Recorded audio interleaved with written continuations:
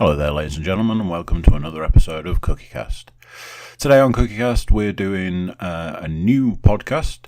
It's episode 1 of something we're calling James Plays. Just as an aside, for all you budding podcasters out there, or YouTube video makers, rule number 1 when using a camera: don't stick your subject in front of a window. Here at Cookiecast, we know not to do this, so we decided to go and do it anyway.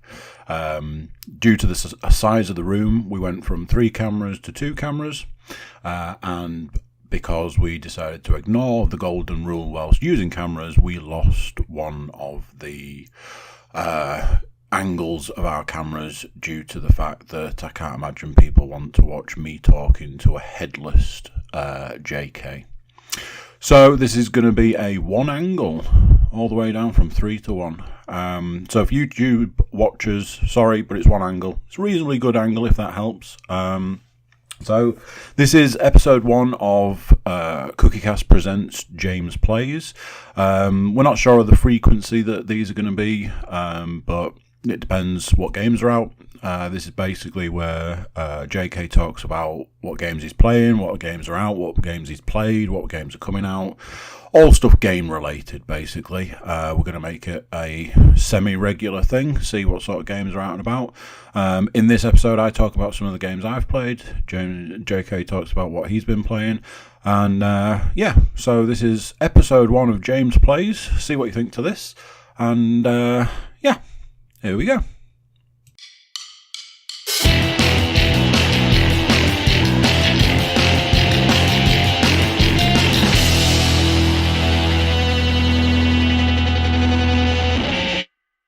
Random shit. That's recording. So you've got something to talk about, haven't you? So I'll let you start, because I've got Soul Calibur, Fallout, and this. I've got a couple of things to talk about. You'll be surprised what one of them is. Yeah, that's you what might be surprised, you might not. That's what you said. Do you want the chair on the bed? I say. Right, come. I'll perch. Perch. It's podcast time. Let's do this. Scoot one of them. Don't need to do that anymore. Still fun though. It's tradition, isn't it? Lance said to me this the other evening, because Paul was like, "Why'd you do it? Because you don't need to do it. You even say you don't need to do it." It's like, yeah, but that's kind of like, how we start now, isn't it? And I was like, "Oh, I found your clapperboard the other day. If you need that." Because I'm pretty sure I've got a clapperboard you can have. All the way from New York. And It says on it, New York. Wow. So this is this could even be classed as episode 1. Yeah, I think we should. I think we should just dive in. We've done various things, haven't we? Like we did Eurogamer and we did some other stuff, but we could. I think we just do it. Yeah, just from the new thing. So is fresh. Episode 1, entitled Cookiecast Presents James Plays. Sweet. And where he does. I talk about what games I've played recently. And he does. At the moment, he's been playing. That's the sound of me playing. There you go. We'll stop there. That's all I need. I had a shave and put a nice top on. Yeah, I shaved. As an event. I got my heat shaved, so it's all nice and I think I missed a bit. ready. Although I didn't do the face, I should probably do the face. But... I think so. I did hair and face. I think I missed a bit, and now that's just going to annoy me. So let's move on. So you want me to go first? Yeah, I think so. Because I want to know what's your surprise. So I played. I'll tell you the one that I played, and then I'll tell you what I moved on to. What I moved on to is the surprise. Right. So I played the latest Tomb Raider game. See, it was at Eurogamer, and we didn't go look at it because we were just like, meh. You made the right choice. So here's the history of the Tomb Raider franchise for me. I played Tomb Raider way back in the 90s on the PlayStation 1 and didn't play many after that. Right. That first game where she had square boobs. Yeah. I jumped around on that for a bit and nearly finished it. I nearly finished it before my mate, and then he finished it before me, and it really put me off it. I was like, I don't want to play this anymore.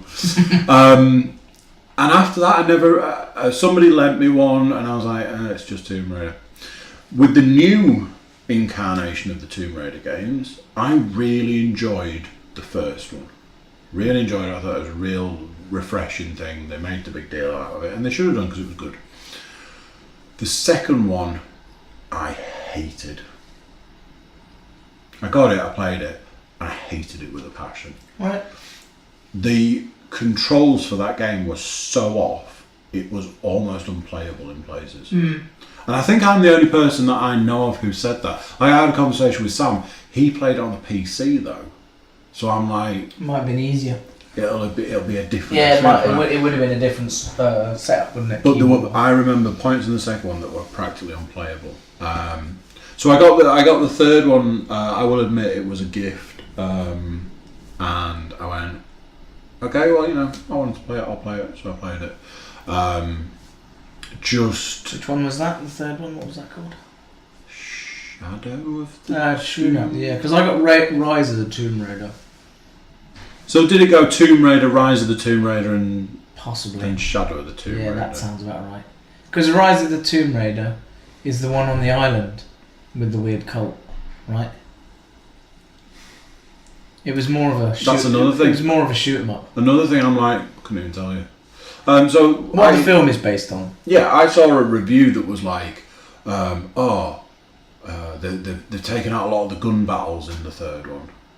Okay. So you took out the good stuff then, and well, see, that's interesting you say that, because I know a couple of people that said the reason they didn't like that Tomb Raider because there was too much gun battles and they wanted more puzzle solving. That's what Sam said. He was like, so they've made it better then. You see, I'm like you. I was like, I like the gunfighting. I like the shooting. I don't like those puzzles. Yeah. So I played it, and another one of those where I got towards the back end, and by the back end I hated it. But there is a reason for that. The sort of the franchise is known for, if you do this and Lara dies, she dies in this way, and they show you quite a gruesome death. And if you do this wrong and she falls off and she gets a spike through the head, and they've animated it all, and there's many deaths. And I felt that they went, well, if you don't die, you'll never see them. So you should die to throw her into a pit of crocodiles. And I'm like, I'm going down the slope, and I press the jump button, and I'm pressing. Oh, you don't want to jump today then? And she just plummets off and gets a spike through the head. Oh, well, I definitely pressed it several times. And then, okay, so we're going to do it again. Oh, we've made it past the slope bit. We've jumped off there, and we've gone over here, and we've done this. Oh, but when I pressed jump this time, you didn't jump again, and now I've drowned and hit my head on a rock, and it was just that. It is just, how many different ways can we show you the many deaths of Lara, whether you play it or not? The other thing is, they go, look at this game. Look at what we made for you, the consumer. Notice how I didn't say player. The consumer. Look at this game. Look how beautiful it is. Don't you dare touch. Don't touch it. Don't touch it. The whole time you're like, I'm just going to put the controller down because I guess I don't need it for this film. I'm finding that on this at the moment. So you sit there and you're like, oh, there's a bit to do. Oh, no, you didn't want me to do that bit that you could have quite easily had me play. This game that I bought to play, and it is literally, here's something to watch. We don't trust you enough to play it, so don't play it. Just watch it. So why have I bought a game when I could be sitting and watching a film? I've seen the Tomb Raider film, unfortunately. And it's just Tomb Raider game that doesn't want you to play it. They don't trust you enough to play it, so they'll do it for you. So they'll show you how to do it, sort of thing. And then it's just the many deaths of Lara Croft. And that's the new one. That's the new one. Right. Shadow of the Tomb Raider. Right. We need a system. So there's a, what is it? Buy, rent, avoid sort of system. Yeah. A system I've used for a long time is, how much would you pay for this game? after you've played it. So you've paid your £50. Paid your 50 quid, but how much would you pay? Would you pay for it? Yeah, I quite like that one. Lara Croft, I think it's called Shadow of the Tomb Raider. I would pay no more than £20 for that game. Sam said he got it for half price. Which would be 20 quid. Which, if you got it for 20 quid, then that's okay. Right. I'd pay £20, I wouldn't pay any more. Having played it. Yeah. That's quite a good way to review it, actually. Just throwing it out there as an option? Because that's what I've done with Odyssey, is that I don't want to pay 60 quid for it, because I know it's just Origins in a Greek suit. So I'm happy to play it when it's a little bit lower in price. That's because I'm going to enjoy it because it's Assassins, but I do need the price to go down before I play it, because I'm feeling a bit of a cheapskate, because I'm disappointed in Ubisoft. That's why.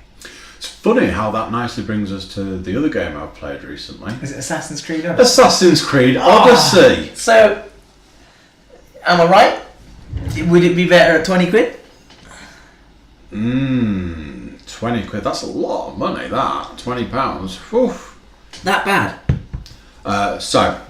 Really that bad? I turned off Tomb Raider and stuck Assassin's Creed. Again, a gift. I didn't pay money for it. Yeah. I stick it in the. So in it must the have been PlayStation. awesome then, because it was free.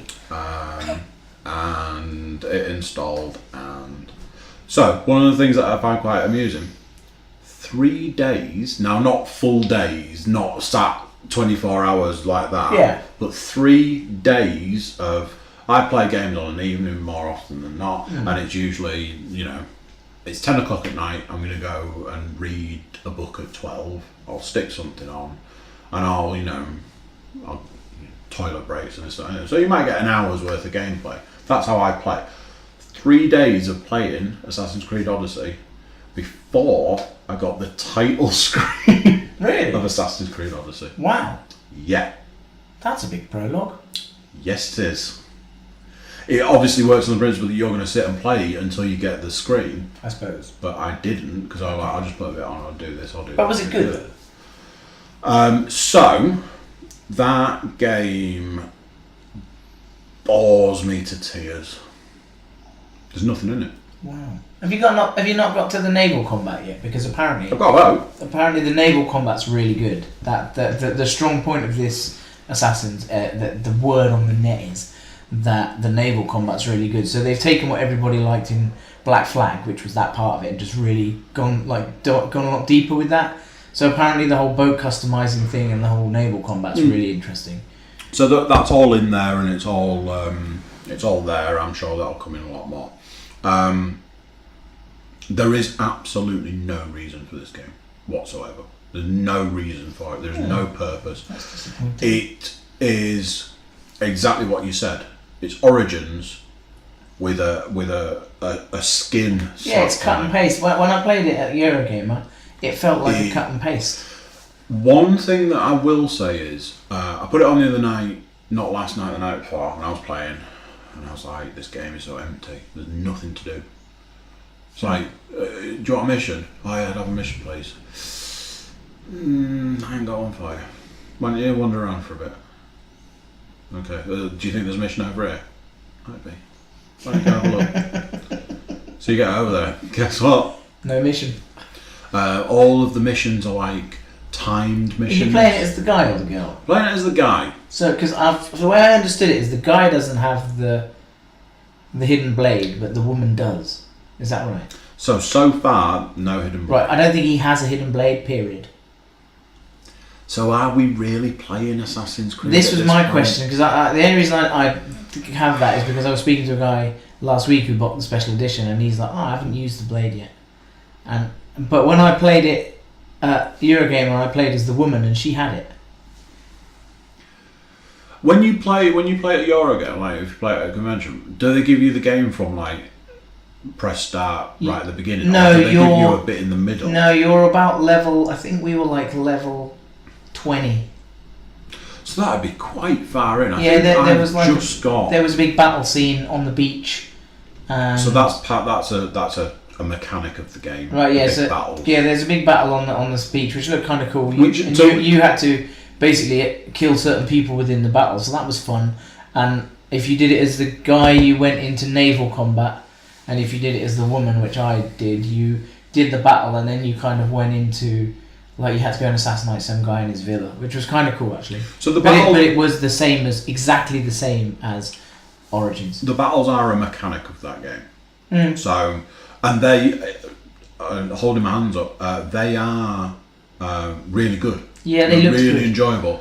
I've only done, you do one right at the beginning of the game, not to spoil anything, but you do one right at the beginning, and then a bit later, I just did it last night, so that shows how far. Right. So a bit further in, it goes, right, this is how battles work. You basically pick a side, and you fight for that side, and you wipe out the opposing army, try and kill the generals and stuff, whittle their bar down to nothing, you win. Yeah. And then you get bonuses for it. And it's like if you support the underdog and win, you get something. If you support the attacking force versus the defending force, sort of thing, it's easier to defend, I think, but you get less reward. Something. So that is actually a good addition. I've only been in the boat once, and as you're travelling from start to next bit, there's a destroyed 3 boats. Cool. It was very Black Flag. Yeah. There are you can start adding to your boat, because I've got 2 generals now. This thing like they've added this RPG element where you have to pick what you say. And there's consequences. I've been trying to get with this woman for like the whole game so far, but you never say the right thing, and it gets to the point where she's like, no. So he just goes, one of the options is, why don't you join my crew? So you go, so why don't you join my crew? And she's like, after what you said, it's like, yeah, but come on. She's like, all right. Again, not to spoil anything. I tried to keep it vague. But yeah, it's not very big. Assassin's Creed to me doesn't need the options have consequences bullshit. No, I can see that they're obviously trying to keep up with what games are doing, and they are more RPG at the moment. So that is a thing that games are doing. However, like I say, it felt like a copy paste. I don't feel I'm ready for another Assassin's yet, because I've only just finished Origins, literally. No, they bashed out in under a year. Yeah. And essentially they went... Is the skill tree any different to Origins? I don't remember Origins skill tree. This has just you've got like your bow. Right. So your hunter skill, your warrior skill, and something else. You can like add poison to your blades. So one of your skills... Yeah. You press the button and he goes like that, and your blades are poisonous, and when you attack people, you poison them. You still use the eagle as well. Eagle's still there. The eagle sort of lends it so the characters keep telling him that he's a god because of the bird, and I don't know if that's supposed to be leading something, because probably. There's a point where in a conversation somebody says, I'm looking for a god, and he goes, well, I'm the next best thing. And it's like, is this a thing, or is this just, I don't know. It bores me to tears because there's nothing in it. Okay, yeah. There are missions that it goes, you've selected this mission, good for you, you've got 12 hours to complete it, because if you don't, it's gone. But to be honest though, did you play Syndicate and Unity? Was Unity the horribly broken one? Yeah, the French Revolution. I played it for about 45 minutes and went, this is fucking awful. And Syndicate in London. Syndicate was awesome. I loved Syndicate.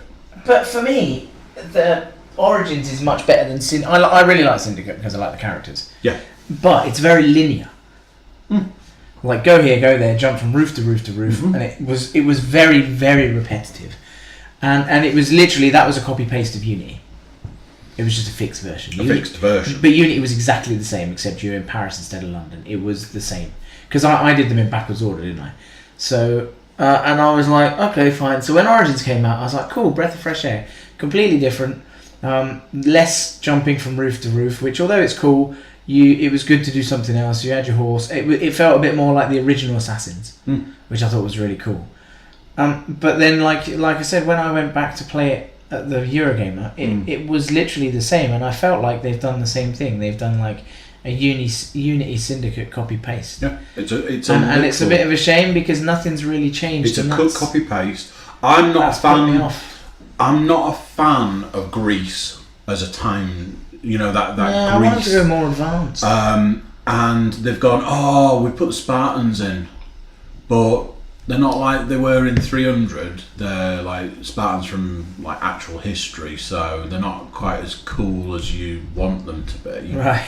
And then you're just like, it's a game that misses the mark on every single bit. The new stuff it's putting, like I say, the battles are entertaining, but I've done 2. What am I going to be saying? Because you say you played it at level 20. What am I going to be saying when I'm playing it at level 20 and everything's out of battle? But then, by then, your naval combat will be more interesting. Plus, you've got some proper underwater worlds. Underwater is good. Yeah, that was something good. they've really worked on. So there's like a whole underwater like area. And the other thing I will say is, pretty cool. I put it on the other night. Playing away, going, oh my god, this fucking game. What am I supposed to be doing? Where am I supposed to go? What? I'll go and talk to this person. You know, that sort of thing where you just... And I'm playing it. It's not like I'm... I don't know. I'm playing it. And then the next thing, Leanne's like stood in the doorway. I'm like, what? She's like, you know it's really late, don't you? What? Check the time. I've been playing for like 2 hours. So although I say it bores me to tears. Obviously didn't bore you that much. I was talking to Sam about it. He was like, oh, it's a time vampire. I was like, maybe. And then he said something and he was like, oh, how many missions are collect 50 bear asses? And I went, come on, Sam, get real. It's 2 wolf pelts. Because it's very collect better 50 bear. Oh, really? Oh, collect 50, do this. Kill 50 soldiers, kill 10 of these soldiers, kill them in this. Well, that brings us on nicely to the Fallout 4 beta. It does. Actually. So, to finish up Assassin's Creed Odyssey? Because this is the other thing. Odyssey. I can't keep track of the names. ACO and ACO. I can't keep track of the names of these games. I don't know why I think Odyssey was about... I think because if you search on the net for ACO, you originally got Assassin's Creed Origins. Now, when you put ACO, it doesn't know what you want. No. My review, again, 20 quid. Yeah, well, I figured I'd get it like when it's a bit lower in price. Yeah. Or if it comes onto Game Pass or something like that.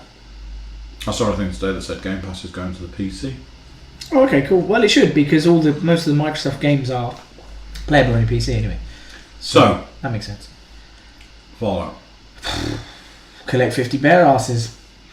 The game. Collect 50 bear asses. That's it's Fallout 76 bear asses. It's Collect 76 Fallout bear asses. Pretty much. So where to begin? Well, firstly, I pre-ordered it, then I cancelled my pre-order. Then I realised, actually, I might want to play the beta. So I reordered the pre-order, played the beta, then yesterday cancelled the pre-order because the beta was disappointing. I think is the best way to explain it. I've already told you this, but I'll tell the massive viewers that I'd seen a review before you played the beta of an early version of Fallout 76, and the review was the emptiest game in history. Well, the day before the beta came out, Bethesda announced that there are spectacular bugs. What, like giant bugs that you can fight and kill and... No. It's nice. So they were just warning players that with 2 weeks to go, there are some spectacular bugs which they're aware of. Sure, they'll get that sorted for release. Sure they will. So that was the first thing. Secondly, what pissed me off was the beta was only available from midnight until 4 a.m. on a Tuesday. I'm pretty sure most people on the planet work. I wonder why that might be. Yeah, it just seemed a little. So just so we're to reduce the amount of people that play it, perhaps. To play the beta, you have to pre-order the game. Mm-hmm. But to play the beta, you'd have to be up for 4 hours in the middle of the night on a weekday. So I don't know. Maybe some people would go, I don't need to play the beta, but keep my pre-order. Maybe. I'm told that there's going to be a couple more beta sessions, but it's really hard to get information on those. It's not like they send me an email saying, "Oh, we're going to do it again for you." You've got to look for it yourself. Yeah. So that kind of puts me off. So that's my first 2 moans. That's before I even downloaded it. So anyway, it told me a couple of days before, so I downloaded it, was ready to go, got into the game, looked cool, nice little beginning. So it gives you a brief overview that whatever shit happened, there was a nuclear bomb, as you know, and now 300 years later or whatever, or 25 years later or whatever it is, you come out of Vault 76. Great. So you wander around your vault, looks cool, looks like Fallout, feels like Fallout, you've got your suit on, you go and pick up your Pip-Boy. Interface is exactly the same as Fallout 4, so that's cool, it's familiar, straight away you can use it. First thing, I'm like, oh, no VATS, that's weird. Have a little look online. Oh, there's no VATS because it's multiplayer. We can't slow down time. I'm like, but isn't that the main reason the combat system was pretty good in Fallout, was because of VATS? Because otherwise that combat system was a pile of shit. So no VATS. So no slowing down time. So now you've got your first person shootery thing. What VATS does is it doesn't slow down time, but it targets parts of the monsters. And if you're standing hidden behind a rock 60 floors up, you can still hit the monster that's on the floor in the swimming pool, which is because it just auto-targets. Which, I don't know if they're going to fix that, but I was like, well, this is cool. I can stand from 50 miles away and still kill a bug just by using the whatever version of VATS it is. So that the combat system was shocking. But that was later on. Before that, I had to get out the vault. Okay. So I'm wandering through the vault, and you pick up various different things. You pick up your Pip-Boy, then you pick up some stim packs, then you pick up a weapon, and then you pick up a cool thing called the camp. So it's basically a portable base, so that wherever you place it in the world, it sets up all your crafting stations. Okay. So that's cool. So that's like your mobile camp, so you don't have to fanny around looking for crafting stations. If you've got the gear, you just set the camp. So I thought that's alright. Yeah, that's a cool addition. I come out of the vault. First thing that happens is Mr. fucking Hamburglar, or whatever his name was, wants to punch me in the face. So he's there going, pissing me off. So I kind of ignored him. Because what happens in the new Fallout is that if somebody attacks you unprovoked, they can beat you all day long, but your energy, it doesn't really move. It takes ages for you to die. Unless you attack them back. In which case, then it initiates combat, right? But if you then kill that person, or they kill you, whoever did the killing gets a bounty on their head, so other players can then go after that player. And if you kill that player, the bounty comes from their stash. So the cool thing is, if you've got 10 million caps in your thing, and you kill somebody who's worth 20,000, it'll take their caps. So caps are few and far between in this, and they're quite an important part of buying stuff. So that may deter people. Okay. So that's quite cool, and the bounty hunter thing's quite cool because you can obviously go around, kill a load of players, and rack up quite a cool bounty, and you can just spend your life running away from players, which is quite fun in it. That's quite entertaining. Okay. If you want to, and if you want to be a bounty hunter, you can just spend the game doing that. So that's kind of cool. But that leads me on to another problem. So you're with quite a lot of players, but the first thing we notice is there are no NPCs. There are no other computer-generated characters. Instead, there are holotapes.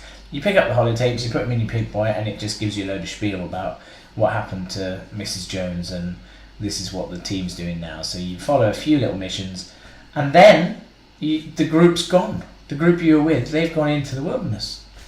And the map is massive. It's a massive map. It's a really cool, awesome, sprawling map. Which, the problem with that is when there's no NPCs and no people, what do?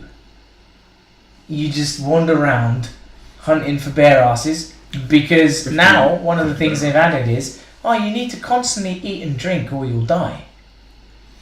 So you spend a lot of time looking for shit, but then setting up your camp, crafting your food, being able to eat the food.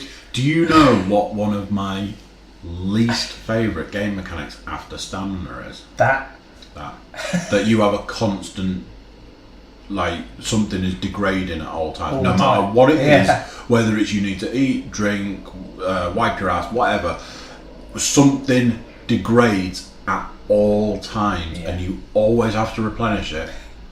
I'm instantly 20% less interested. Yeah, so you've got to do that. So there's that, and bearing in mind that most of the things in the world are radioactive, so you've got to learn how to make food that isn't going to kill you when you eat it. Otherwise, you'll degrade faster, and you need stim packs and rad packs. And so, I mean, it makes the survival in the world more complicated. So what they've done is, because there's nothing to do, they're like, oh well, instead you can just survive. And I'm like, well, what I'd rather you did was give me a shit ton of weapons, a load of missions, and say, go and kill these guys or join this team, and like you did in Fallout 4. And what it feels like is that they've taken a game we love and added all the things we hate. Yeah. And then washed their hands and confused the difference between multiplayer and co-op. Yeah. Bethesda had this amazing ability to go, you know that game you love, you know all the things you like about it, let's take those away. You know all the things you hate, there you go. Yeah, there's it your does feel that newest game. So I think it's going to be a Sea of Thieves type game, where on release it'll be a bit pants, and then 2 years from now it will probably. Well, we spoke about this, and I said to you, I'd already seen the review, and the review was the emptiest game in history. It was very empty. Immediately, we jumped to Sea of Thieves because, I mean, That's what that is. talk about a game that. Yeah. If Assassin's Creed bores me to tears, that is just. I mean, there is something where if you go on the map, you can see where other players are. So you can see every other player on the map. So theoretically, But then what? you could go to them and team up, and you could kind of do the missions together. Team up to do what? Well, if you follow the holotapes, it does give you like go and kill this and find out information about that. But what's happened is as well, because they want you to team up, all the monsters are a lot harder to kill. So if you're on your own, you kind of have to team up. Forced team up. Yeah, which is what Sea of Thieves does. Another amazing mechanic that I. Well, that's what Sea of Thieves Because does. Sea of Thieves makes you get a bigger boat. If you want to go and kill the shark or the kraken, you need a bigger boat, and to have a bigger boat, you have to play with other players. So you're forced into playing with people. Which, okay, fine. If you've got 4 mates that want to play all the time, awesome. If you haven't, but who in the? I mean, I know that there are kids out there these days that's all they do. You know, the Fortnite phenomenon and all this, and I get that. I understand that makes sense to me. But I come from a generation of, oh, do you want to play this multiplayer? Yeah, take this controller and I'll have this one, let's play it. That was multiplayer. And that was what I came from. You know, Street Fighter 2, you play with your mate who's sat next to you. I mean, I like co-op though. I mean, I really enjoyed like Gears of War and stuff. I really like when you play it with your mates. And State of Decay 2 is much better when you play with your mates. It's just a better game. It's slicker, it's faster, it's easier, it's better. And you can plan a lot better. But I like the fact as well that you can play alone. What I don't like about Sea of Thieves is you can't really play it alone because you can't go and do stuff on your own. Do you know what you it can't says? fight the Kraken on your own. Do you know what it says? It was like, oh, you haven't got any friends? Can't play this game then, can you? Pretty much. You're a massive loser. Because you've got no friends because you can't play this game. Yeah, and the problem is that the online community is 90% dickheads. Yeah. Unfortunately. And that's probably a low. I mean, you can see that by, well, like I say, I logged into Fallout. And if you want to kill your immersion, you've only got to meet the man who's called Bum Bandit 25. I don't want to play with a guy called Bum Bandit 25. It doesn't interest me. I don't want to play with Raging Parrot 1987. I don't give a fuck. Get away from me. What you're doing is you're ruining my experience because I don't have any friends called Bum Bandit or Raging Parrot. Maybe that's what you're missing. I can just about deal with Squirrel Killer. You know who you are. Let's see if we can get Let's see if we can get banned from this podcast as well. But I mean, at the end of the day, though, when you're playing with your mates, it's okay because you have your headset on and the immersion is in that part of it. You partake that with people you know, and it's a bit of a laugh. Yeah. Playing with randoms, most of the time they don't speak, so it's very hard to get things done. You've got emojis that you can send, but who's going to fuck around doing that? No one's got the time. There are games where Destiny and Destiny 2 did this very well. You go to do like a big boss, you need 2 other people. So you go, I want to go and kill a big boss. And the game goes, right, here's 2 people for you. Go and kill the big boss. You go, cool. You don't have to talk to them. You don't have to interact with them. You don't have to do anything because you're all there for the same reason. Yeah. Shoot all the bad guys. And kill the big boss. Yeah. Get some loot and fuck off. If you want to do that, I'm all for it. Let's do that. But don't make me go, hi, I'm Billy. Billy No Mates. Can you come and play this game with me? For 19 hours. You're a lot better than I am. I'm basically a drain on your game. Well, the other thing as well is if you're like a few levels higher, then you're running around doing everything, and the other person's not gaining any XP. They're just following you There's so instead much with their pipeline. wrong with that culture. Yeah. That it just makes, as I'm sure people can tell, it just makes me angry. It just annoys me. Because Yeah, it's no, I like, agree- I don't agree with you. force me into a situation where I have to do something Yeah. that I don't want to do. Which brings me on to the final point, which is base building. So you can build your own bases like Fallout 4, which I spent a lot of time doing because that was fun. Only to find out that when I go away and have a cup of tea and go into the real world, when I come back, my base has been destroyed by Bum Bandit 85 because, well, he can do that if he wants. So all the fucking time and effort I've put into building my base is now gone. So Fallout 76 has now become Clash of Clans. Well, hopefully you'll be able to give Bethesda a certain amount of money to be able to buy some kind of protection for that base. Exactly. That stops that from happening for 12 hours. Yeah, so you know, I mean, like I say, that was only the first 4 hours. Maybe it'll be better. Like, I think it'll be again in a couple of years. Will probably be good. But everything you've said there just makes me go. Now, Well, I cancelled my pre-order because I'm not going to play it. so going all the way back in time, Fallout 3 might be the first Fallout game I played. And if I'm honest, I didn't like it. I played it. Weirdest thing was, did you play Fallout 3? No. So this isn't a spoiler for anyone. If anybody hasn't played Fallout 3 by now, but you're probably not going to. Yeah. Fallout 3, you play all the way up to a point, and then the last bit is you get in this giant robot and run around, and it's like a giant robot. I played Fallout 3 up to the bit where you get the giant robot, and went, oh, I don't want to play this anymore. Somebody I used to work with was like, you never finished it. Fucking go and finish it. So I was like, oh, okay. So let's just start from the beginning then. So I played all the way through and then did the last mission. Realising that I was literally at the end. I could have just gone, continue, and finished that game. I was like,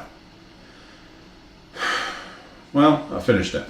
So that was that. There is a lot, for me personally, there is a lot wrong with the Fallout franchise. I could do an entire podcast on what's wrong with the Fallout. No, I really enjoyed Fallout 4. Now, bearing in mind, I am somebody who thinks that Oblivion, you know, a game made by the same company, Yeah. is one of the best games that ever made. I played it. I bought the guide. I played it to the umpteenth level of playing it this way and that way. I'll play it again. I'll do it this way. I'll do it that. I'll play this guide. Played it so much. Skyrim, not as much. Yeah, I think the mistake I made with Skyrim was I played Fallout 4 first, then went back and played Skyrim and was just like, it's alright, but... So when I played Fallout 4, I went, right, I'm ready to give a Fallout game a chance.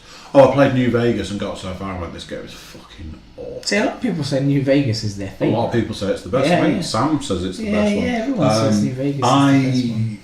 I hated New Vegas. It had a lot of bugs as well, and it had game-ending bugs.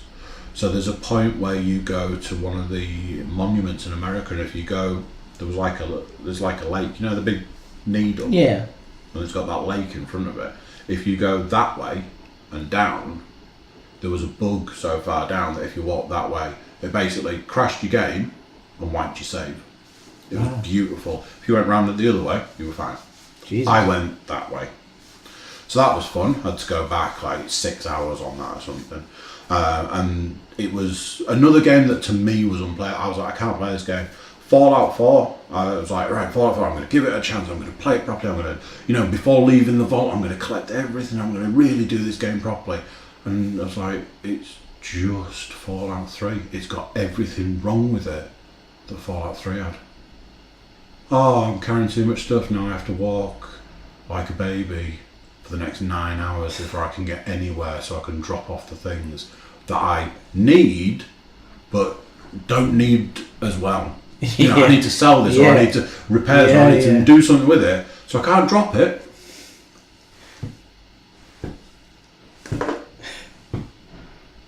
Who wants to do that?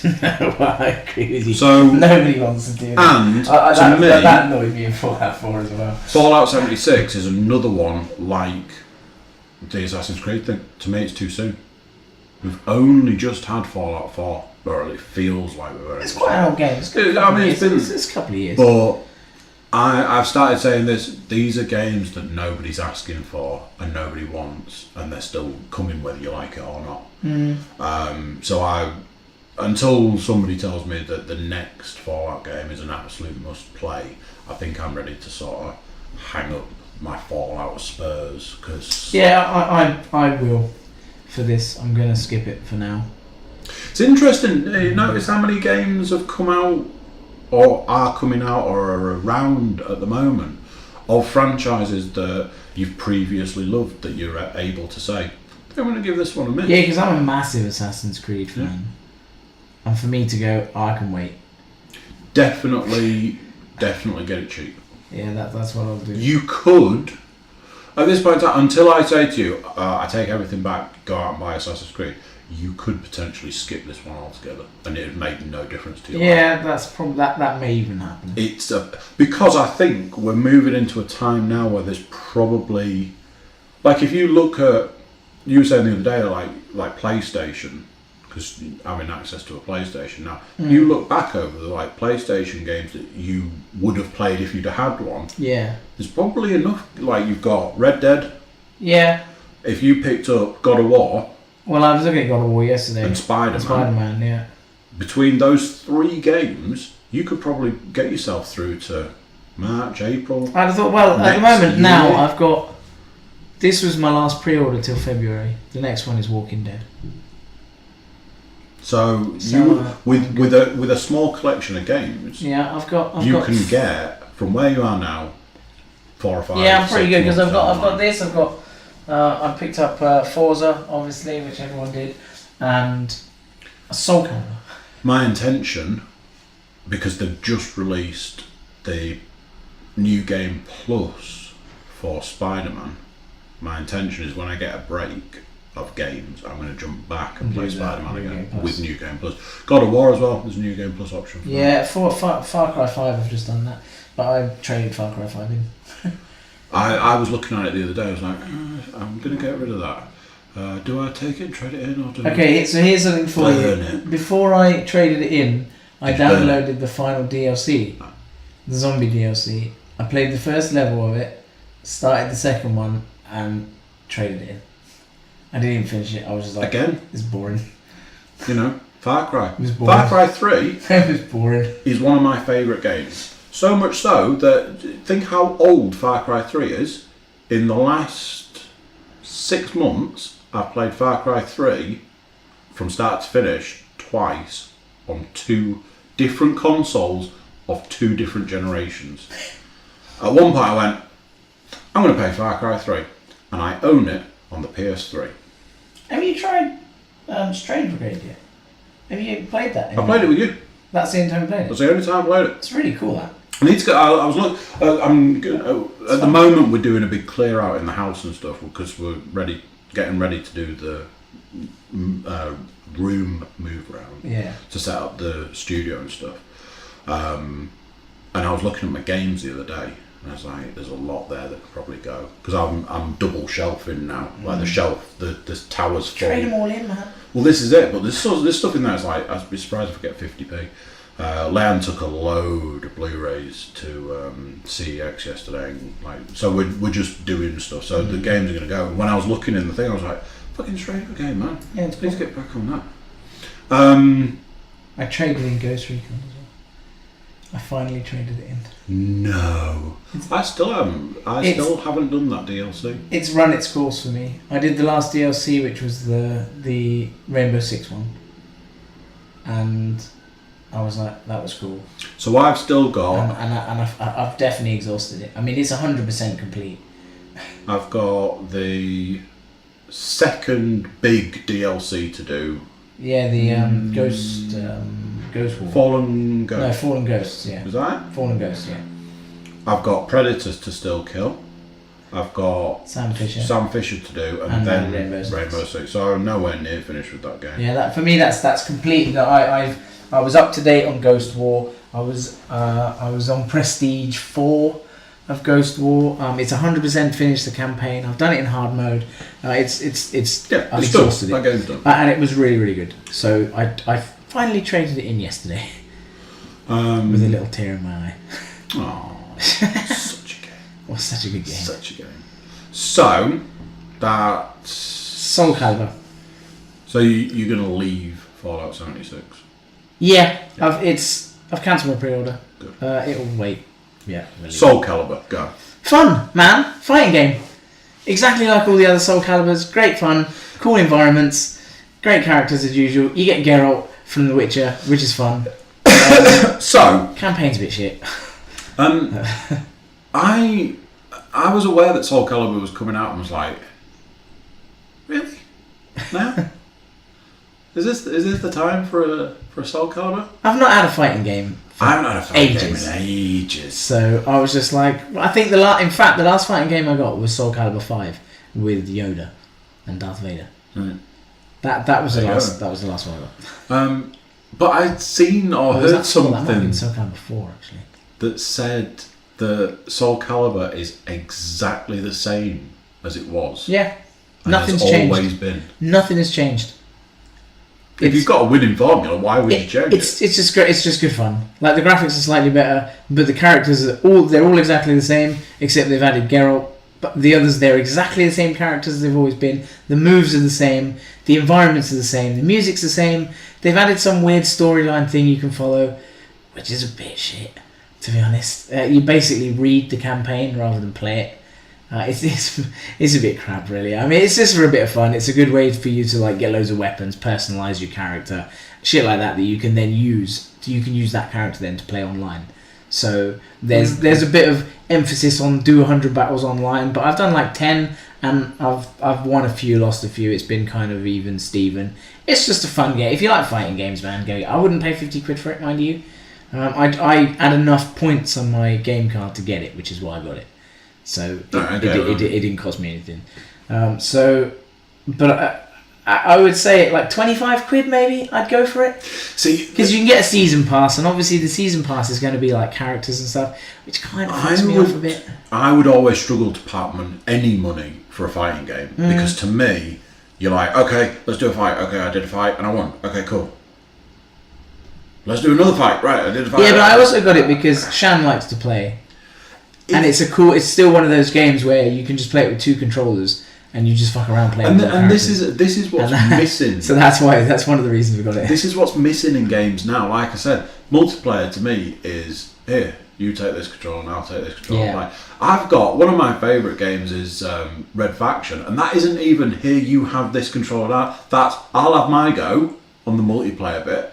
Right, that's my score. You try and beat my score. Here's the controller. You one controller in it. That's like old school multiplayer. I think that's. So I was sold. Soul Calibur sold me on the two-player aspect and Geralt. And this is the thing. I mean, I've had like evenings where it's like, right, let's play some games. Cool, let's play some. You get someone around. You're like, let's play some two players, and you're literally going through a list of games, going, no. Oh, that's a driving game, yeah. Oh, no, that's not. Okay. We could play online. No. And you start falling down into the sports game. Well, they don't do split screen anymore. One of the only few that still does split screens is Gears of War. Right. That still does a split screen co-op. But it's generally not something people want anymore. You might do for a generational thing. Me. Yeah, but you are definitely in the few. Because I don't see. The thing is, the reason I like Soul Calibur as a multiplayer is because you get to see it on one screen. I find that when I split screen, I can't see half of what I'm doing because you only get half the screen. When I had it was alright when I was playing GoldenEye when I was 10. Yeah, but But then you could see the other person. Yeah, that's how you used to exactly. cheat. And now I don't want that. Now I want to play with you guys online. I'd seen a thing. There was like kids had built this thing where they put a piece of cardboard across the middle of the screen, and then they used bunk beds so they couldn't cheat. Because apparently the dad had done it because they argued so much and stuff. And to me, that's like, yeah, that's proper old school stuff. Yeah. I had a 3D TV, and at the time I bought the 3D TV, I bought these 2 pairs of specific type of 3D glasses. That if you and a friend want to play more, I've seen that. You put the glasses on, they put the glasses on, and you look at the same screen. That was an LG TV. Yeah. Yeah. You look at the same screen, but it's split screen through the glasses, so you're looking at the same screen and playing. Yeah, I saw that. In the entire time I had the TV, the glasses never came out of the packet because no games. There are no games like that. Yeah. That was a wasted piece of technology because that was a cool idea. Been really cool. Yeah, it was a cool idea. And the moment they mentioned it to me, I was like, "Give me them." And they were not cheap. They were a little expensive because, like, buying 3D glasses for your TVs, they're not cheap. No, I guess. And these were like, but yeah, I was sold straight away. I was like, yeah, never used them once. Never. That's annoying. So yeah, Soul Calibur's fun. If you want a fighting game, just go and get it. 25. Yeah, 25 quid's good. I mean, I think it's 50 quid anyway, or 45. It might be 45. I can't be doing with this 50 quid bullshit. I think I had a vague look at the game that we'll obviously come on to in a minute. The problem is it ends up 80 quid because it says a £29 season pass. Let me just check the price actually. I might be right. It might be There's a special edition of this game that's 80 quid. And I think that might include a season pass or something. Yeah, $49.99. So yeah, 44 quid is the cheap. So it's 50 quid. Yeah. You can pick it up for 36. I mean, like I say, I played for it on points. So I wouldn't pay 50 quid because it is just a fighting game. And like I say, it'll be 80 quid if you want season pass. And season pass is probably going to be characters. I mean, which £80. You know the way that it should be categorised? How long will it take you to earn the money to buy the game? Because I've been in a situation where it's like, this game is this much money and you can finish that game in less time than it takes you to earn the money to buy the game. Yeah, maybe. But so yeah. Go. The reason we're here today. Red Dead 2! Now, before we get into it, let's just set the. I am the only man in the world who doesn't have it. Who doesn't like Red Dead Redemption. And you're the only person in York that doesn't have a copy? Because everyone in York was in game yesterday. Good for the them. entire of York was there except you. Good for them. I was crying tears of boredom playing Assassin's Creed instead. Going, man, I wish I had something better than this. I'd have said Red Dead. If I'm honest, so to backtrack a little, I had so many issues with Red Dead. One of the biggest issues I had with the original Red Dead was that I thought I was playing a different game to everyone else. Oh, have you played Red Dead? It's so good, isn't it? No. Best game ever made. It isn't.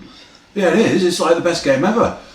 To the point, and this things that make me super, super angry. Somebody I used to work with, when you played Red Dead, yeah, I hated it. If you hated it, what you need to do is buy the DLC. What? Yeah, I don't know. Because you hated it, but the DLC, it's all different. And it changes the game, and you got to buy it, and you got to do it, and you got to... And I'm like, what? No, you got... And this went on for weeks, to the point I went, well, by this point in time, I need to know for myself. So I got the DLC for Red Dead, the zombie thing. That's cool. That was a cool addition. And me and Simon were saying last night, we hope they do another DLC of that. That made a game I hated even worse. See, that was a great addition. Do you want less ammo in your game? Like, there was no ammo in that game. And do you want to fight zombies with no ammo? Sounds fucking brilliant. Yeah, let's do that. So I am the only man, and I'll happily wear a medal that says only man in the world that hated Red Dead Redemption. One of my biggest beefs with that game was I played the whole game. I did the whole thing. I think I played it a couple of times. Played the whole thing. Why did they put the train in at the end? Yeah, I don't know. So, again, spoilers if you haven't played Red Dead. Ooh. I don't know an answer for you there. You play the entire game, and then he sort of retires from his life of crime or whatever, and goes off to be a family man. And then it's, here, ride the carriage round for a bit, and do this menial task, and press this button to do this. I was like, you do know I've played the whole game at this point in time, don't you? I've kind of finished it. Yeah, but what if you didn't know how to chop that wood? Who gives a shit? It's too late now. The fuck? Just so to say, not a fan of the first one, but lol. I have seen. Obviously, the second one's been absolute. I mean, Rockstar. It's been marketed to fuck. Rockstar might as well stop making games and just open a printing press, because they literally just print money. They're just like, oh, there's another few million. Oh, there's a few more million. Because they just print money. Yeah. My favourite Rockstar story was when they tried to get Sony to give them a percentage of the sales for PlayStation. Sony was like, why? Will people buy your console for our game? Sony were like, no, we're not doing that. Oh, okay then. Microsoft, how would you like a slice of the Grand Theft Auto pie? And Microsoft were like, yep, sounds good to us, here's some money. And Sony lost the exclusive for Grand Theft Auto by going, no, we're not doing that. So obviously Red Dead's everywhere because Rockstar can't do anything wrong apart from pay overtime properly or something. Yeah, so I've heard. Yeah, they go into a lot of trouble. It's not mandatory. It's not mandatory overtime. I mean, obviously, if you don't do it, you'll have to make it up, but it's not mandatory. We need you to know that it's not mandatory. Obviously, the game comes out this week. But anyway, we need you to know that now the game's finished, it's not mandatory overtime. Don't worry about it. Yeah. I think they're in a little bit of trouble. I don't really care. So it's absolutely... getting back to it. The game's absolutely everywhere. I've seen a lot of videos. I saw a thing that talked about the fact that the size of the horse's testicles shrink in the cold. I didn't check. I've heard that as well, but I'm not putting my face up to the screen. The horse to watch a will poo randomly. Okay, I haven't seen that. When you ride along, it'll poo. I haven't noticed that. Some of the stuff I've seen that I am interested by is the dynamic weather. So they're saying that the weather can be, you're out in the snow and you see it, but like when there's a storm, you could be out in the storm like, fucking hell, this storm's quite intense and stuff. Yeah, stuff like that's interesting. There's been a couple of snowstorms already. And there's a lot of your character reacts to it. Yeah, there's a lot of talk about the different sounds. I was saying to you earlier, apparently the guns sound different outside, inside. You can get like ricochets and stuff. There's a lot of detail. Rockstar have a tendency to go a little too serious. We looked up the voices earlier and went, because that guy sounds like, and it wasn't. Yeah. Something they have done exceptionally well is the voice actors. Yeah, well, it sounds really now. good. This sounds really good. Voice acting so far. The guy that played Trevor in Grand Theft Auto 5. I mean, that I always go back to Ray nailed on. Miami. Yeah. I mean, you can't get any cooler than that. Yeah. So, I'm not going to lie, I am tempted to, I'm going to wander into town in a bit, who knows where I might end up. Well, so I've played it for 5-6 hours, I suppose, and I've just robbed it, because I've been kind of pottering about, I've been going into it, coming out of it, looking around, having a look at the net, playing around with it, so I've not been playing it solidly. Mm-hmm.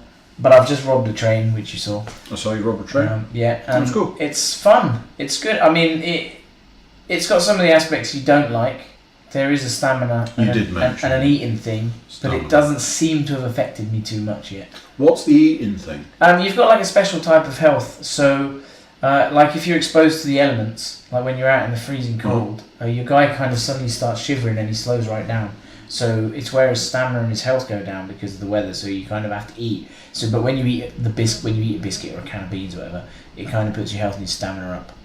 I don't really see the point of it yet.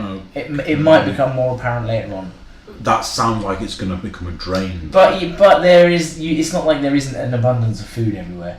It's one of those things where why put it in if there's if so you're going to much. eat everything. Oh, this table's edible, so I'll just eat Exactly. that. And now I'm not going to die for not Exactly. eating table. That's a bit. I've been like, well, there's loads of stuff. Because even your horse has it. Your horse has like stamina and stuff, and I'm just like, but when you're doing the storyline, if you double tap A or whatever console you get it on, and you follow the guy that's leading the mission, it doesn't affect your horse's stamina. So I'm like... So that's a double-edged sword though, isn't it? On one way that's cool that you don't have to worry about it, but on the other, why would it then have a way round the mechanic of the stamina? Exactly. So I'm just like, I don't really see the point of that. I'm not sure where they're going with Do that. it or don't do it. Yeah. But I'll see. At the moment it hasn't been a pain. It might become a bit of a ball ache if I'm trying to run away later and it turns out you can't run away from Indians that want to scalp you because you've got no stamina. You never get a fucking adrenaline rush. That's what annoys me in these games. Well, this was the thing with State of Decay. Still annoys me now. It's like... Still annoys me now. Oh, zombies coming at me, but I feel really tired. Yeah, I was playing State of Decay last week. You're going to die if you know... State of Decay last week, so I'm fighting a plague heart and I'm attacking away and zombies are coming and I get surrounded and I'm like, well, I'm too tired to fight them, so they're going to kill me. I'm pretty sure in that situation, tiredness would be the last thing on my mind. Because when I arrived, I'd had a good sleep, I was super fresh, I was ready to go. I swung the axe 3 times and my load was knackered. Oh, and then his weapon broke. And I was just like, what the fuck? So it's not like that. Red Dead doesn't have that. So that's quite cool. The graphics are stunning. The storyline's good. The map is enormous. The map is ginormous. In fact, I went bloody well. I'm just going to pop out of the shop for a second. He's gone. And I'm coming back. And we're back in the room. So I got a free Warhorse and a survival kit, which I need to download. And I think this is the map, and I can show you where I am.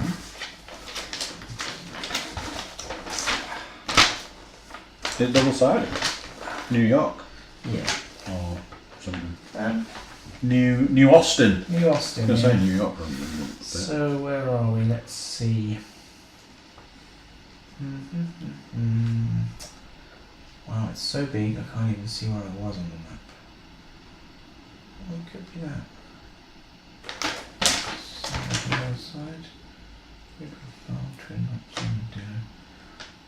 So it's something like we're like here in the game. Wow. So, as long as it doesn't end up with the Just Cause 3... Just Cause 3 did the thing where it's the biggest map ever. Right. Okay, cool. That sounds real good. With nothing in it. And they went, we didn't put anything in it. Yeah, I mean, well, this is the Wild West, so there's obviously going to be lots of nothing. But they have said that there's like mountain ranges, which I'm on. There's like jungle that you can go to. There's obviously arid wasteland. There's plenty of towns. So I think they've... The fact that I was saying last night to the guy in game that I pre-ordered this December 2016 because it was due out February 17. It was, to be fair. So the fact that it's almost 2 years after that, they've obviously put the work in. I don't know if it's bug filled. I haven't seen any bugs yet. Personally, it's been pretty good. There's a few things I don't like. I don't like the fact you need to use a wheel to choose a weapon. I'd rather you could just like quick choose. Maybe I just haven't found the control system for that yet. But at the moment, I'm using a wheel, and it hasn't said to me, oh, by the way, you can do it quicker this way. So I'm guessing you can't. So that kind of pisses me off. Although combat does stop while you choose your weapon, it kind of takes away that element of exciting fast combat because you're like, again, I'm just going to stop. That's a mechanic thing, isn't it? Yeah. That mechanic stops the flow. You Exactly. know? I was watching you earlier, and you choose had the rifle and stuff, and you're trying to shoot the guy, and then you're like, maybe if I switch to the pistol. So you stop everything you do in the middle of what's essentially presumably quite a big part of the game. Yeah, fight. Oh, I'll switch to this weapon. Right, now I'll shoot that guy. And it's like, Yeah, it does take away an element of the free flow combat. However, you could also make some interesting tactical decisions without risking getting your face blown off, where you decide, oh, where did I put that grenade and that weapon? Because you kind of would know, wouldn't you? So I suppose there is that side to it. It looks like there's loads of characters. There seem to be an abundance of NPCs. I've read that there's 60 hours worth of campaign. That's without all the free exploration, so potentially it's a 200-hour game, like Fallout 4 if you played it properly and you enjoyed it. I mean, we're talking about the company that made Grand Theft Auto 5. Yeah. Grand Theft Auto 5 was so expensive. I don't think you'd ever be able to find everything. Well, this isn't. There's no multiplayer on this. There's not even a co-op. Oh yeah, there is a multiplayer, 2 to 32 players, but it'll be like a GTA thing. Like it's not co-op. You got to remember that. So it's going to be a cash cow. Rockstar must have made so much money off that. It's definitely going to be a cash cow. There's no doubt about that. It will be a cash cow. I say they should get out of the game business and just go into the money printing business. But essentially, that's what they're already in. If this is half as good as GTA, it'll be a really good game. If somebody said to me here and now, if you were like, should we pop Grand Theft Auto 5, and I'd be like, yeah, let's do that. Yeah, let's play it all afternoon. Yeah, it's a great game. That's what I mean. And I have a feeling this follows a very similar. They're going to follow a similar situation to what they've done with that. They've seen what GTA 5's done, and I believe that Red Dead is probably going to do the same thing. It's designed to be a game that's going to go on and on. I feel like I saw a statistic that said that GTA 5 was the first $1 billion game. That is correct. Yeah, it was the first game that passed $1 billion. Yeah. I remember not that long ago we had the first year that the games market was bigger than the film market. Yeah. You look at, everybody goes to the cinema, but not everybody plays games. But as time's gone on, there's a lot more of, well, I could go to the cinema and watch a film that might not be very good, or I can spend this much money on a game and go out and play it for the next 200 hours. Yeah. And there's a lot more in the games world. I'd be interested to see how many people do actually play the games till their end, though. Because when I look at all my mates like you and Tim and Ben and Cade and all those people, I look at their games and I look at the percentage completed, and you've got like 2%, 12%, 10%, 11%, and there's a lot of those. Yeah. Whereas mine are like 79%, 80%, 90%. I think 100%. with the abundance of games, I've been complaining for what feels like 2 years about the lack of games. This generation has been a very sparse generation. Yeah, this last month are particularly but recently it does feel like there's a lot of games. This year's been quite a good year because we've had God of War, Spider-Man, Red Dead. But these are games that have, Fallout. Like there's a lot of. These are games that have been in development for nearly the entire time of this generation. Something like Spider-Man will have probably been just short of 3 years. God of War, things like that. Red Dead's 8 years since the last one. Yeah. And teams, if you look at Assassin's Creed again, they have 3 teams that are working on Assassin's Creed games at all times. So Team 1 works on their game for 2.5 years, releases, then starts the next one. But Team 2 started a year into the Team 1, and then Team 3 started a year after them, and it's just that rolling constant. So I imagine the guys who have made Red Dead 2 are probably making Red Dead 3 right now, because they will have finished that. Rockstar seem to have taken a different view, though. They seem to want more longevity from the game they've created. They do a lot of work after. Like, if you look at the fact that they released something for GTA 5 multiplayer last week. Yeah, that's what I mean. There's a big thing on that. The only other team I've seen do that is the team that did Ghost Recon. Although it's Ubisoft, Ghost Recon is constantly updating. And also Rainbow Six. CD Projekt Red. They're always adding stuff. The Witcher guys, they. But they've not done anything with it for ages, though. No, they haven't. But they've released 2 games recently. They've released an RPG last week, the Witcher one, which is getting really good reviews. And then Gwent as an actual game. Yeah, is it come out? Because I played the beta a few weeks ago and I didn't really like it. I have to say it was a bit shit. I never played Gwent in The Witcher. So I liked it in The Witcher because it was a good way to make gold. I couldn't get that game. And there was an achievement for it, so couldn't do it. It was fun. But the actual, like the card game, I was a bit like... So how much did you pay, or would you have paid if you bought it in 50 cash? quid, it was 49 quid. Because I just got standard edition. Okay. You've only played for so many hours, but as a game for longevity, I like to break big money down. Based on the fact that it's going to take, if the 60 hours thing's true, then it's worth 50 quid. And that's the thing. If you played this game for 1 hour, that game would have cost you £50 an hour. Yeah. If you play it for 2 hours, it costs you £25 an hour. Yeah. If you play it for 60 hours, there's a point where they're paying you. Yeah. In Again, a weird way. it's got the same issue as all the other games, that there's obviously a 30 quid season pass with it.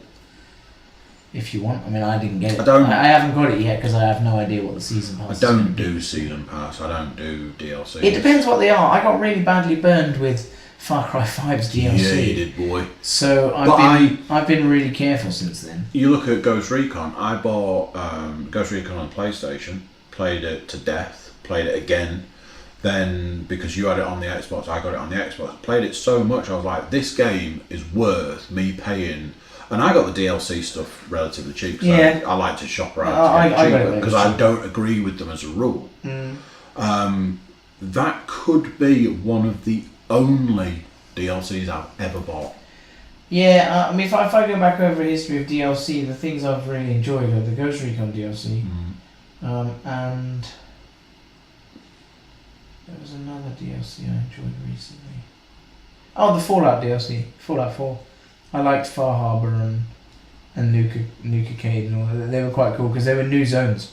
They were different areas, different maps. But a continuation of the story. You had new bases to build. That was kind of cool. I enjoyed that. But most DLCs I've got, the Assassin's Creed Origins was alright but too short. The fucking Far Cry one was abysmal. They have sounded. I haven't got Soul Calibur because it will be characters. I probably won't get Forza because it will be cars. They just do car packs. Yeah, I don't really need 70,000 cars.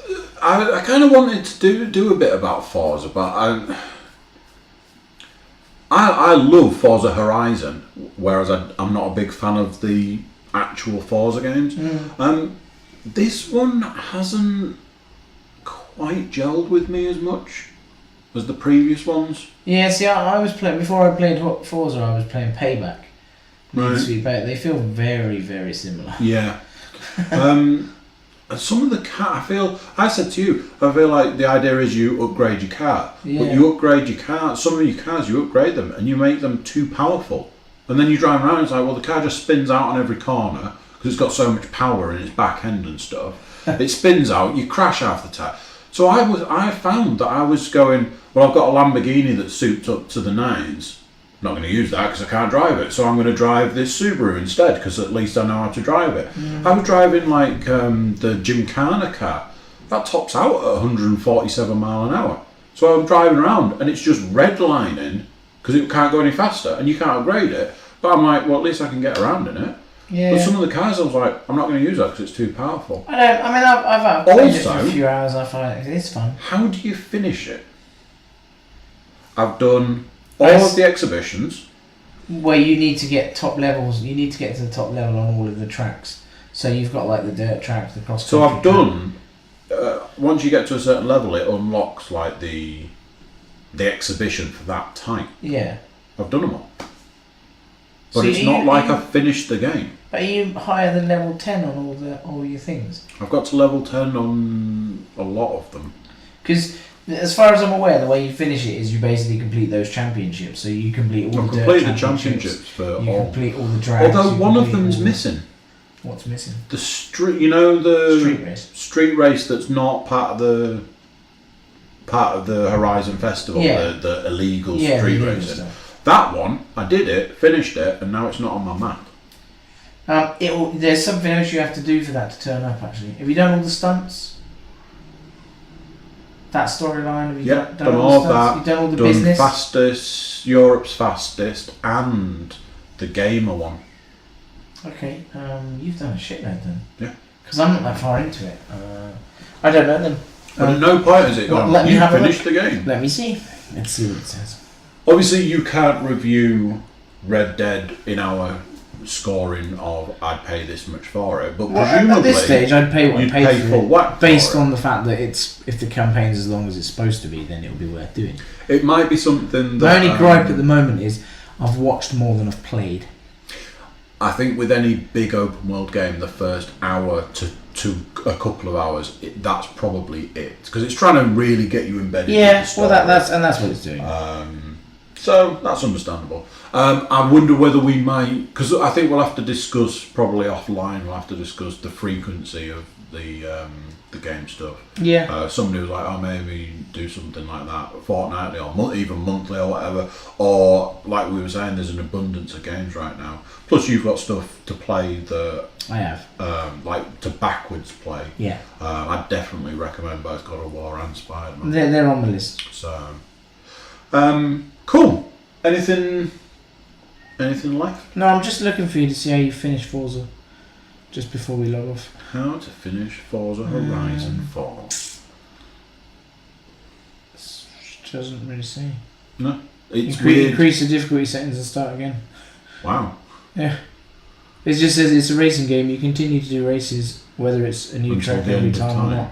It's not a platform. Because she tells you at the beginning, once you've been accepted into the Forza Festival, she says that she has to give you a golden wristband to mean that you're the champion of the festival.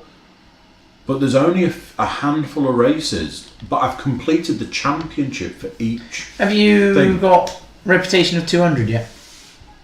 Like now you should start doing the achievements. I mean, I'm up into I think I'm level 65 or something. If you still want to play it, then go for the achievements. I'm going to go back to it because I was like, well, I'm going to leave this for now because I feel like a game like that for me is really achievement based. I'll go and look at the achievements. I find that the racing games and fighting games for me are achievement based. Once they're done, you're done. Unless you really exceptionally love driving around in your Lamborghini through Edinburgh. There's no other reason why you'd play it if it was 100%. I went to Edinburgh trying to find the hotel that I'd stayed in when I was in Edinburgh last night. Did you find it? No, I think it doesn't look quite right. I was like, it should be that building, but I don't think that's a hotel. So cool, right? So that is episode 1. That is, and that was a brief glimpse into Red Dead 2.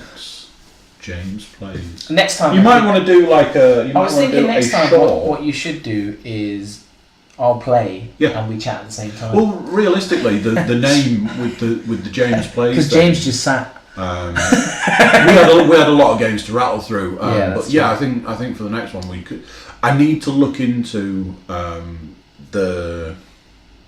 Whether saying the legality about what you can show and what you can't. But as far as I'm aware, if you do a Twitch stream, I think Twitch is fine and screenshots are okay. I think the issue is if you're releasing, if you're showing pre-release stuff, you've got to make sure that it's from the official site. Yeah. And their stamps on it anyway. Yeah. I think that's it. But something to investigate. Yeah. Cool. All right, peeps. Thank you very much. Bye-bye. Bye. So there you go. What did you think of that? Sorry about the angles. Obviously, for you listeners, you just had to listen to it. Get yourselves over to the Cookiecast.com. You YouTube watchers, subscribe, press the bell, drop us a comment in the comments box. Do all those things. For everyone, get over to the Cookiecast.com. Give us a shout. Tell us what's going on in your world. And yeah, let's see if we can make James Plays a regular news segment. This is the first of our new podcasts that are coming out over the next few weeks and months, so keep your eyes peeled for something that you guys might particularly like. But yeah, until next time, I'm going to say bye-bye.